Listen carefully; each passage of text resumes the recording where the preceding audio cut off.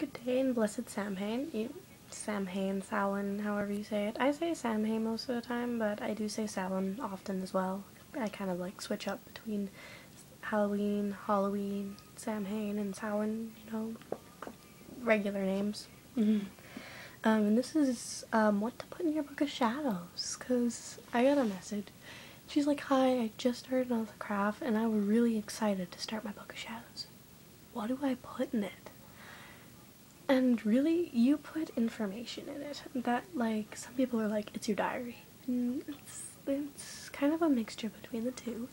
You don't have, like, if you're like me, I can't keep a diary. For the life of me, I cannot keep a diary at all. Like, it's just impossible for me. Like, I can't muscle up the enthusiasm to write every day. Even like once a week or like once a month. I just can't muster up the enthusiasm to write in a diary every day. It's just not exciting for me. Because do I care 20 years from now that Jane talked to me today? Oh my god. Or today I lit a candle. No, I'm not gonna care in 20 years, but like, I'm definitely gonna want books full of information that I've learned over the years. Because it's really annoying to go through books and books and books to find what you need to look for. So, really what I have in my book of shadows right now, I have artwork, I have a picture of Gia, I painted, and a picture of Uranus, which I painted, because I wanted pictures of how I depicted them, and they're pretty good, even though I'm amateur when it comes to art. I have the chakra chart, a body chart, and like the crystals and the colors and the names and stuff, and the places where they are situated, which is on the body chart as well. I have the short version of Wiccan Read. I have rites and rituals. I wanted to make a candle pure again of my own making, to get rid of a headache, a meditation for that, just some herbal tea remedies, digestive tea, healing tea, purifying tea, detoxifying tea, soup recipes, so nettle soup, which you can do for your feast, how to make marzipan, so you can make that and dip it in chocolate for your feast, crescent cakes for esbats or esbits, however you say it. Everybody says it differently, or eshbats. I've heard somebody say that, which sounds pretty cool. I'm watching Charmed. I'm always watching Charmed, and my only source of light is my rock lamp and a couple candles over there. Can you see them? You can see my candles. Yeah, and also, I got a new book today, The Big Little Book of Magic by DJ Conway, A Wiccan's Guide to Altars, Candles, and Pendulums, and Healing Spells. It's really good, it's big, it's really thick, and it's 442 pages for 18 bucks, that's pretty good. So, it's not published by Lillywin Publishing, it's by Crossing Press. Which personally, I love Llewellyn Publishing. It's Crescent Moon, and it's pretty cool. Which finger is that on? My mother gave me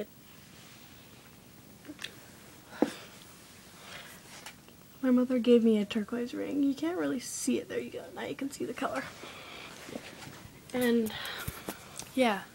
So put recipes in your book of shadows. Put recipes, just random information that you find, like altar symbols, what like the pentacle means, what the triquetra means, what the triple spiral means, what the Ankh means if you celebrate Egyptian Wicca or you're into that, like what all those symbols mean, like what the goddess means to you, what the god means to you, how you see them in everyday life.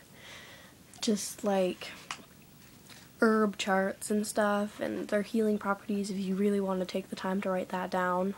Or you can just have a herb book. I believe Scott Cunningham has a really good book on magical herbs. So I recommend you buy that book and just keep it near you. Candle color meanings, I have that in my book of shadows. like what the sun, like symbols like the sun, like it's the god symbol and like what it represents, and the moon, goddess symbol, what it represents, like the colors, like just colors, doesn't have to be candles, the elements, like, you know, how you see them in everyday life and things, and how you celebrate them and stuff. Like, at Sabbats you could have a bonfire and you could light incense for fire and air, and you could have a chalice filled with water for water, and a bowl filled with earth in the north for earth, obviously. And you can have food, which is represented by earth, as I believe. That's what I think. And like have plants near your altar and stuff, and yeah. Like crystals and their properties, like all the major ones. Like you can keep updates on your herb library and your crystal library and your book library, and just, you know, like lots of different things. You can put all kinds of things. And she's also said how to make a book of shadows. It doesn't matter what your book of shadows was. My first book of shadows was a notebook. It was just a random notebook that I found in my house. I just wrote book of shadows on the inside and I started writing. That's what I did, and now I have a very beautiful scrapbook that I just put fabric on today. I finished putting it on. Yay! It's very pretty, and it's black on the inside and it's green on the outside with moons and stars all over it. And the first page is the short version of the book and read, so yeah. And another question that I'm going to answer is, people are like, what's your element? My element is air. Today my friends Cora and Martia, Martia's a seer, so she didn't participate in the actual touching of the Ouija board, or the spirit board. She just had the mirror and it was pointing towards the I'm losing my voice, sorry.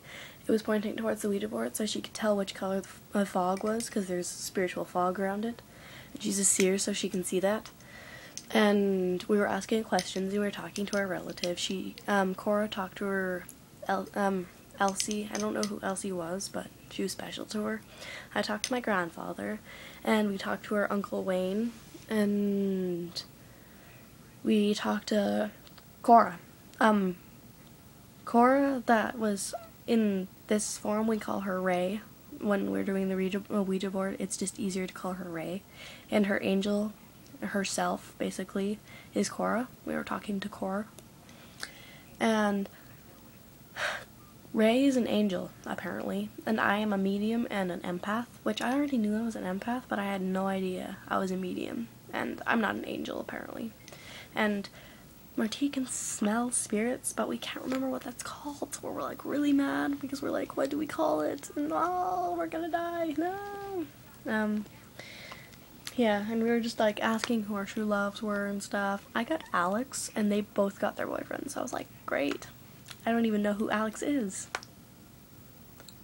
Do you want to see the Ouija board? I really don't want to like bump it or anything.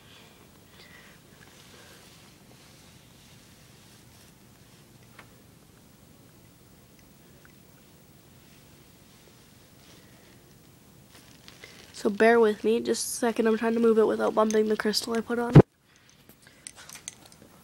Oh, you probably can't see it. Oh, friggy jig. Where is my phone? Just a second. Oh, here's my phone.